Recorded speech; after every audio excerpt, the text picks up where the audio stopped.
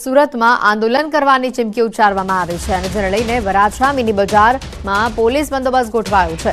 આંદોલન માટે પરેશ ધાનાણી અને પ્રતાપ દુધાત પણ પહોંચ્યા હતા, જ્યાં પોલીસે તેઓની અટકાયત કરી લીધી છે। મહત્વનું છે કે પોલીસ દ્વારા આંદોલનની પરમિશન આપવામાં આવી નથી। વરાછા પોલીસે પરમિશન આપી નથી। મહિલા પોલીસની સ્પેશિયલ ટીમ હાલ ગોઠવવામાં આવી હોવાની પણ માહિતી સામે આવી છે। આંદોલનની ચીમકીના પગલે પોલીસ બંદોબસ્ત ગોઠવવામાં આવ્યો છે। મહિલા પોલીસની પણ એક વિશેષ ટીમ ગોઠવવામાં આવી હતી। વરાછા મિની બજારમાં પોલીસ બંદોબસ્ત ગોઠવવામાં આવ્યો છે। ધરણાની પરમિશન ન હતી છતાં પણ ધરણા કરવા માટે પહોંચતા પોલીસે કાર્યવાહી કરી હતી।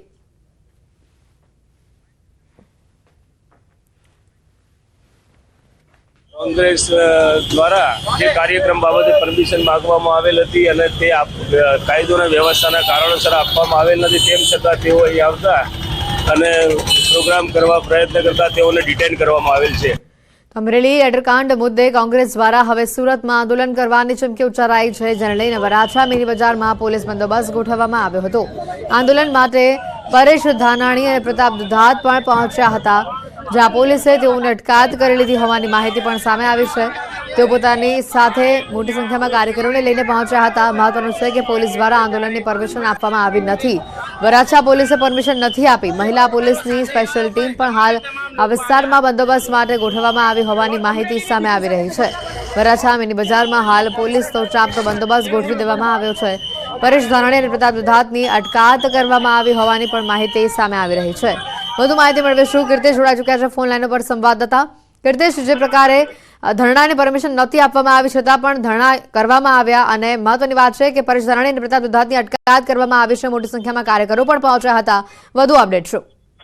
બિલકુલ, અમરોલી લેટરકાંડને લઈને કોંગ્રેસ હવે રસ્તા પર ઉતરી છે। નારી સ્વાભિમાન યાત્રાનું આયોજન કરવામાં આવ્યું હતું। ખાસ કરીને સુરતનું માનગઢ ચોક કે કોઈ પણ આંદોલનની શરૂઆત ત્યાંથી થાય છે। પરેશ ધાનાણી અને પ્રતાપ દુધાત પહોંચ્યા હતા।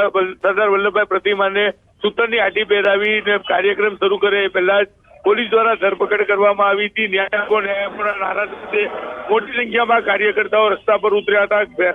કાળા બેનરો જોડે ઉતરતા તેમની અટકાયત કરવામાં આવી છે। ખાસ કરીને 30 કરતા વધુ કાર્યકર્તાઓની અટકાયત કરવામાં આવી છે।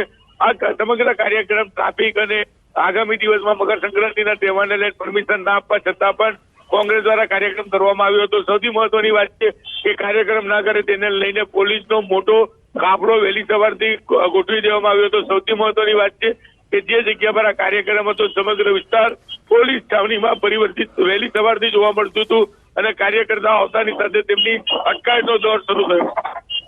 આભાર કીર્તિશ માહિતી બદલ।